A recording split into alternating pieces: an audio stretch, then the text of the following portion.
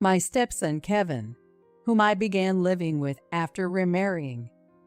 Kevin had never accepted me as his mother from the beginning, causing me years of hardship. Divorce Dad and get out of this house. Kevin hurled these words at me mockingly as I stood there silently. When I heard Kevin's words, what I felt was not anger, but pity. He had finally crossed a line that should never be crossed. After all the hard work I went through, he managed to get a recommendation to a prestigious university. With his careless words, my husband's conniving son was going to lose everything. All right, I responded quietly, and my husband David, who had been watching from the background, pushed a piece of paper into my hand with a gleeful smile. This will make a great gift for Kevin's acceptance. Fill this out and submit it today. it was a divorce paper. I could feel my body trembling at David's words. As I looked down, shaking, David coldly told me to leave. And with that, the door was mercilessly closed in my face. The words, "You reap what you sow," crossed my mind. Now, I had no reason to show them any leniency. Shaking with anger, I contacted someone to set my long-prepared plan into motion. Soon, David and Kevin would plunge headlong into the abyss.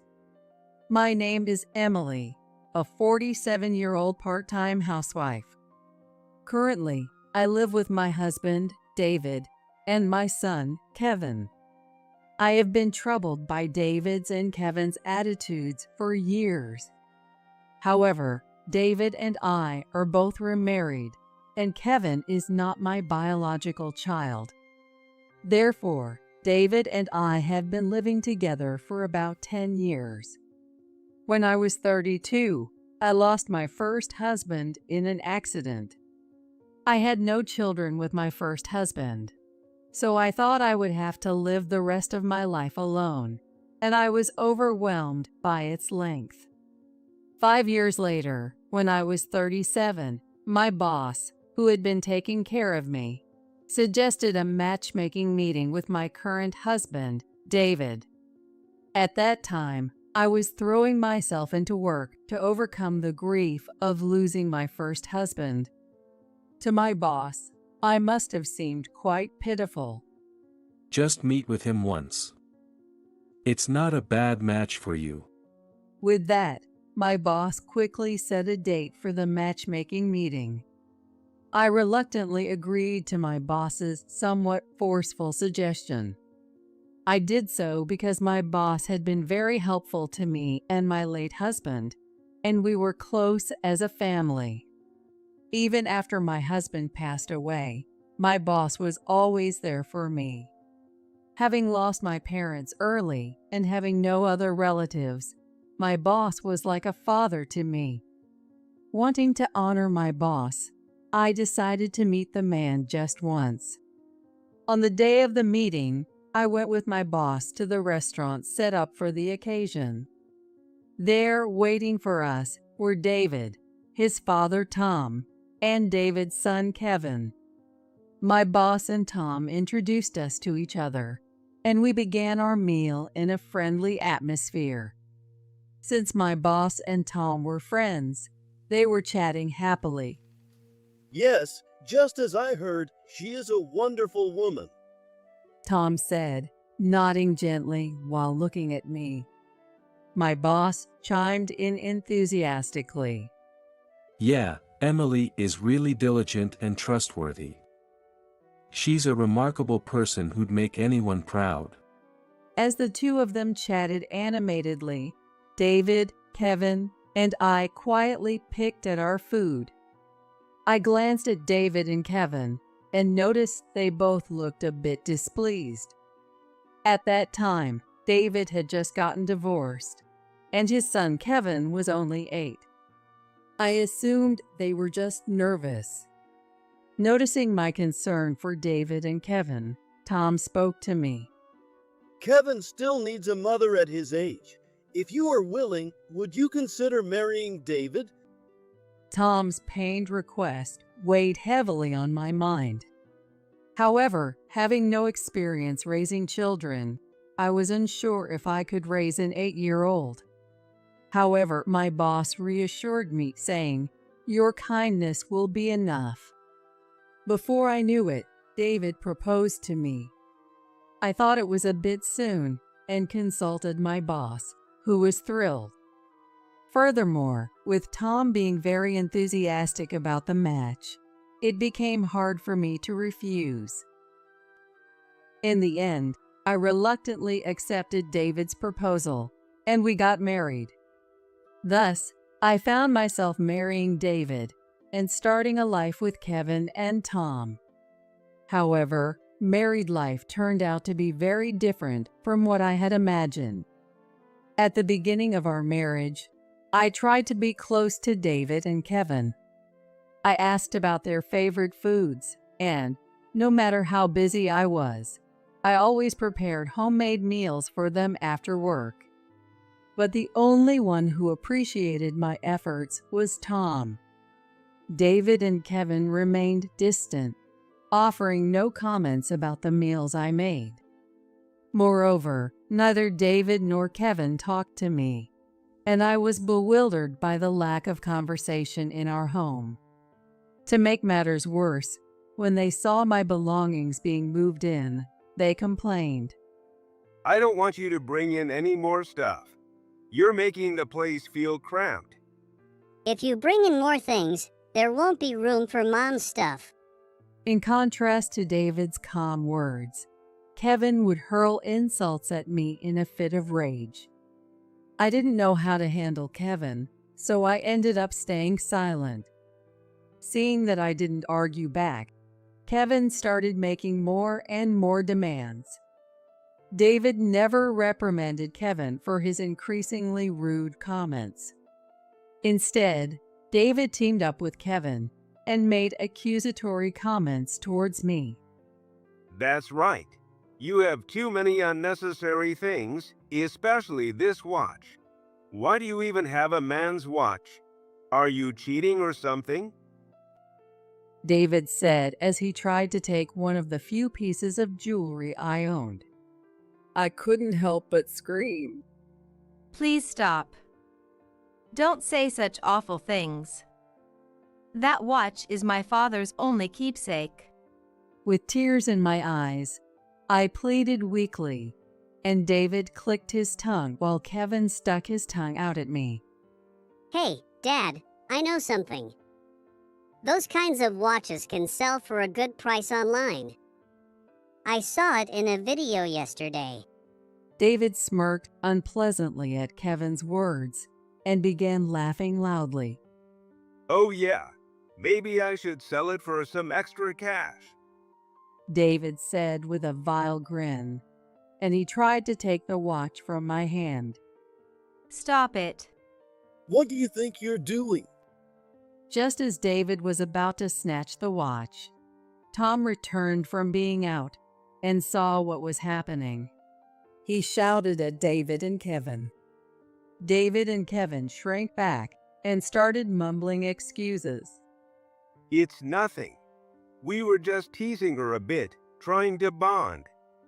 Yeah, this old lady cries too easily.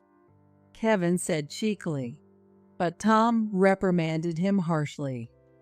She's not old lady. Emily has become your mother. Tom firmly placed his hands on Kevin's shoulders, looked him in the eye, and spoke in a strong tone. Listen, Kevin, from now on, you will call Emily Mom. The stern words from his usually gentle grandfather must have really affected Kevin. After that, Kevin began calling me Mom. However, David and Kevin became even more distant and cold towards me. Thankfully, Tom kept a close watch, preventing them from making any more hurtful comments. On the surface, we appeared to be a family. But if you asked if there was love, that might have been difficult to say. David and Kevin were always cold towards me. But Tom was different. Tom did his best to mediate between David and me, trying to bridge the gap. And whenever the situation called for it, he would stand up for me. Emily, I'm sorry for always leaving the housework to you and for taking care of Kevin.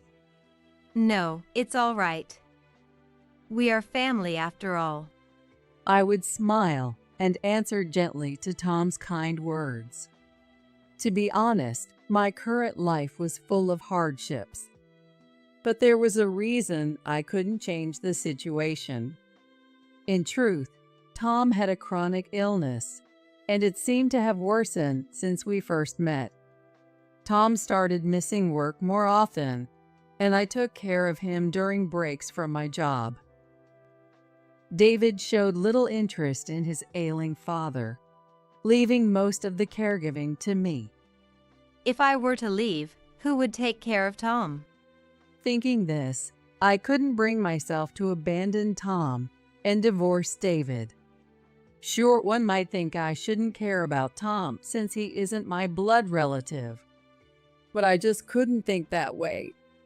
In fact, I lost my father when I was a senior in high school. My mother had always been frail, and my father took care of her while working and raising me. When I was in high school, my mother, who had been bedridden, caught a cold and passed away. For the next 3 years until his death, my father worked tirelessly. In Tom, I saw a reflection of my father from those days. Back then, I was just a kid and couldn't do anything to help my father. I've lived with that regret ever since. So now, abandoning Tom was something I simply couldn't do. Perhaps Tom understood my feelings without me having to say anything. He treated me, who was devotedly caring for him, like his own daughter. I'm really glad Emily married David. David is a hopeless son, but please continue to stay by his side and support him. That became Tom's constant refrain. I always listened with mixed emotions. Even after nearly 6 years of marriage, David and Kevin's attitudes remained cold. The rift between us would likely never be bridged. But for Tom's sake, I turned a blind eye to many things and continued my current life. As long as Tom was there, I could manage to keep going. That's what I thought, until it happened. 7 years into our marriage. It was spring, just as Kevin was entering high school. Tom's chronic illness rapidly worsened, and he passed away. I felt as if I had lost a father for the second time and was consumed with grief every day. As I tearfully mourned Tom, David and Kevin spoke to me coldly. You're not even related by blood, so stop crying so dramatically. Are you after his inheritance? You're so annoying. That's exactly the kind of thing a pathetic old lady like you would think. Their words were so cruel that I couldn't help but argue back. What? We've lived together as a family all this time. Tom treated me like his own daughter. To me, Tom was real family. David turned a cold gaze towards me. Real family? No way. Kevin laughed loudly. After laughing, Kevin sneered. I've never thought of you as my mother, not even once. You're mistaken. I only married you because my dad told me to. David coldly added that I had always been a burden to him. I had suspected their true feelings for a while, but hearing it directly from them tore my heart to pieces. With Tom gone, David and Kevin revealed their true selves and started treating me like a housekeeper. Despite both of us working, David stopped contributing financially and left all the housework to me. As a result, I had to manage the living expenses with my own earnings alone. Things got even worse. Kevin started criticizing my housekeeping and became physically violent.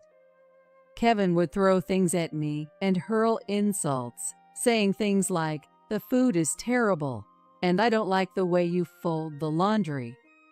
Their treatment of me worsened with each passing day. As their behavior escalated, I began to fear for my safety. Of course, I had thought about divorce. I consulted with trusted people many times and questioned myself repeatedly. With Tom gone, there was no need for me to be tied to this house any longer. But I had made a promise to Tom. His constant refrain, "Please take care of David," bound me. I decided to endure a little longer to honor Tom's last wish. At least until Kevin graduated from high school, I wanted to fulfill my role as a mother. However, the broken relationships never mended. David eventually stopped coming home often, and when he did, he found reasons to be violent towards me. Kevin, influenced by David, started bringing bad friends home and causing trouble. While he was well behaved at school and in the neighborhood, at home he was verbally abusive and sometimes physically violent towards me. He gathered bad friends from who knows where and openly drank and smoked in front of me. I thought his behavior was too out of control and repeatedly tried to reprimand and advise him. "Please, don't do that. I'm saying this for your own good." Shut up. I told you not to act like my mother.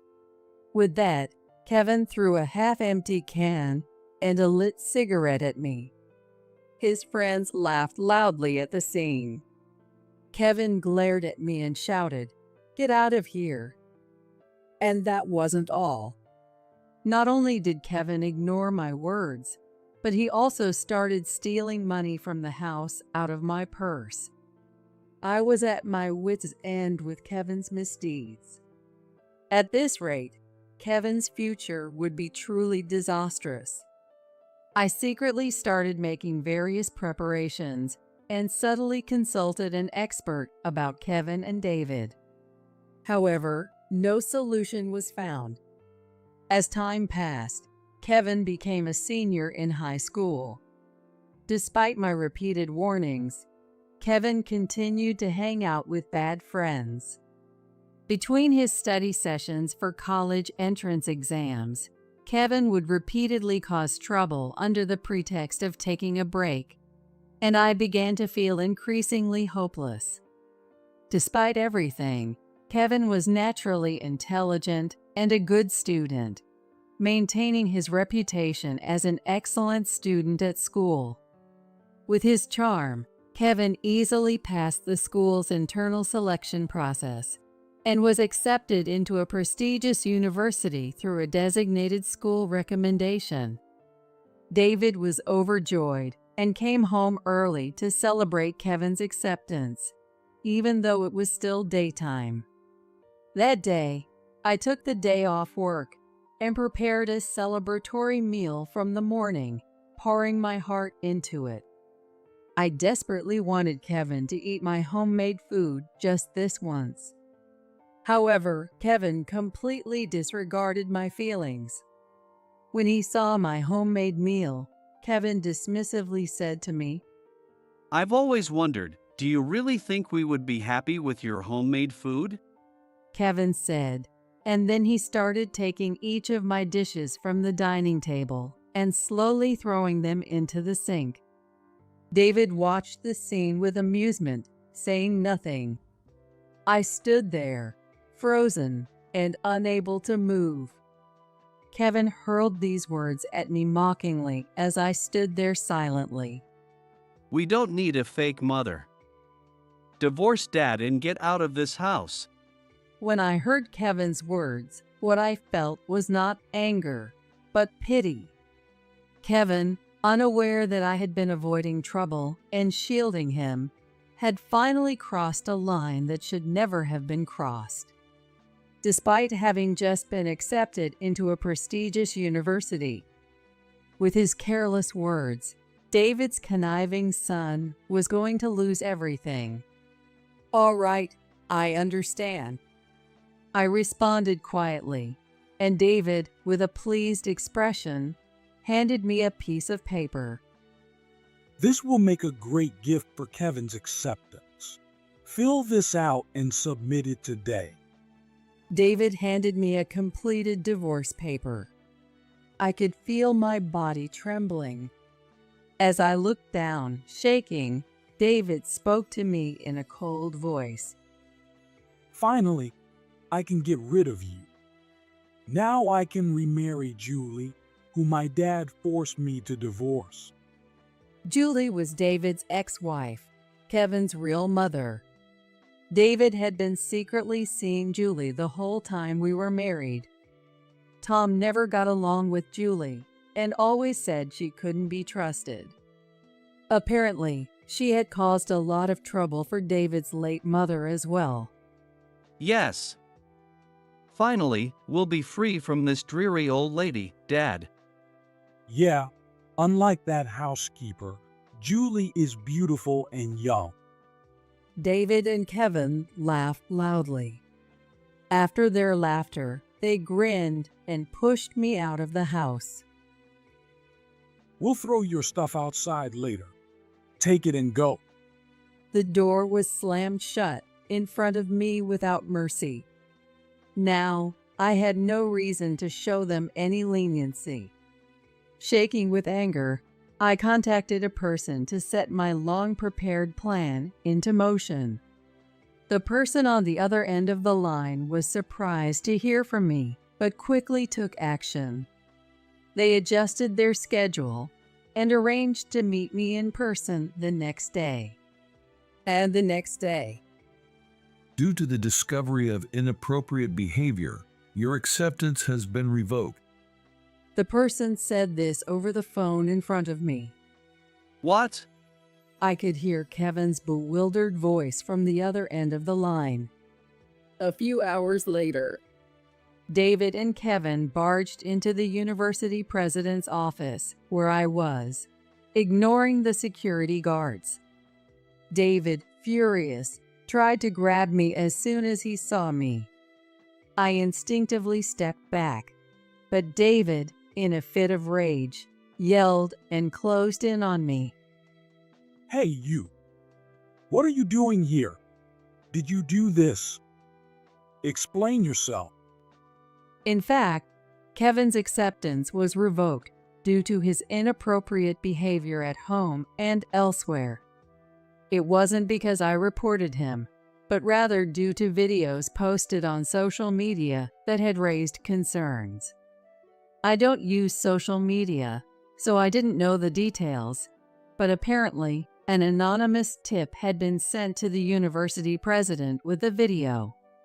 The video was blurred, making it hard to identify faces, but the president recognized the room in the video, which led to identifying Kevin.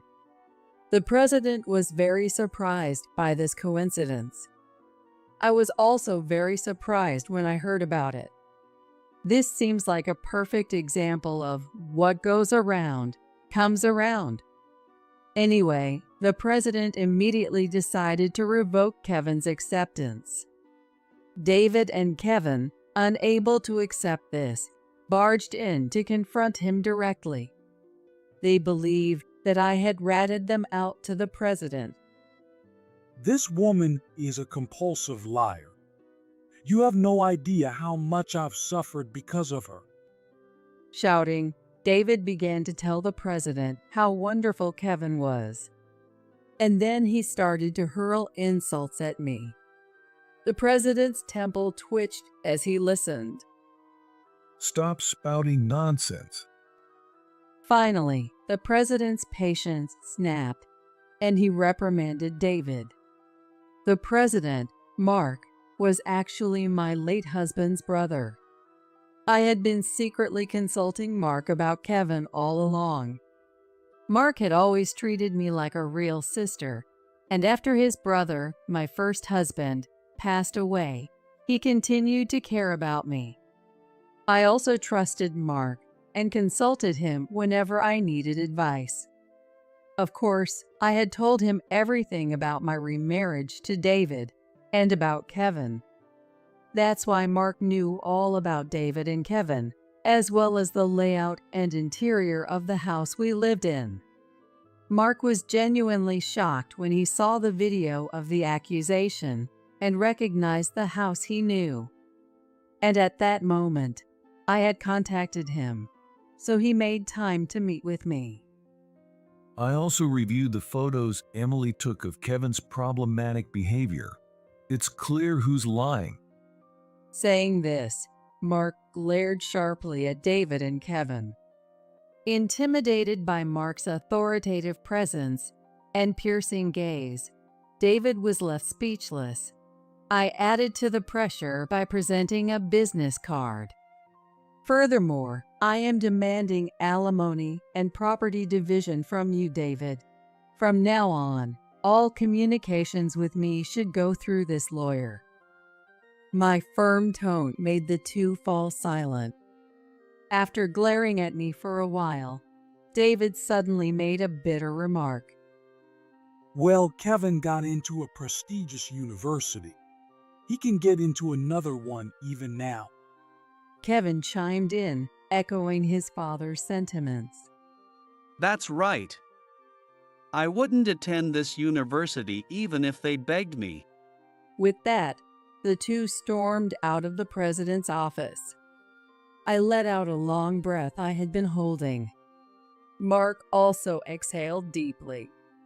As March came to an end, I received a call from Kevin. In fact, after that, Kevin was unable to get into the prestigious university he had hoped for. Because he thought he was guaranteed admission through the recommendation, he barely studied in the second half of his senior year. Naturally, his academic performance declined. Kevin, with his high pride, refused to attend any university that wasn't prestigious and decided to take a gap year. Furthermore, Julie, the woman David remarried, was beautiful, but also a spendthrift, an alcoholic, and in debt. Tom had forced David and Julie to divorce because of her debt and alcoholism. It seems David didn't know this, but Tom had told Julie to divorce in exchange for paying off her debts and giving her a settlement. After the divorce, Julie continued her spending habits, racking up more debt she couldn't repay. So she approached David and Kevin to remarry, seeing them as her financial saviors. Kevin tearfully complained to me about it. Mom yells at me, calling me a disappointment because I couldn't get into college. Sniffling, Kevin continued in a pleading voice. You're my real mom. Please help me and Dad. We've reached our limit. We're family, right? His sickeningly sweet voice sent shivers down my spine. What was he saying now? The nerve. Julie probably banked on Kevin's income after he graduated from a prestigious university. Kevin cried, saying that David had taken on a prohibited side job to pay off Julie's debts and had been fired from his major corporation. I'm sorry, but we're not family anymore. You were the ones who wanted it that way. Don't ever call me again. I rejected Kevin and coldly hung up the phone. 5 years passed. I had thrown myself into my work, climbing the career ladder and achieving significant success. One day, I was shocked to hear news of a bomb threat against Mark's University. The perpetrator was Kevin, whose life had allegedly spiraled out of control because he couldn't get into college. I learned this from Mark later. What a terrible grudge. Mark sighed wearily. I couldn't find any words to respond. Later, I heard from my lawyer that Kevin had been arrested by the police and that David and Julie had disappeared, leaving behind their deaths. Tom, in the end, I couldn't keep my promise to you. On a bright and sunny day, I visited Tom's grave. While offering a prayer at his grave, I apologized. Tom was a kind person. Surely he would forgive me. I believed that and silently gazed at the clear sky.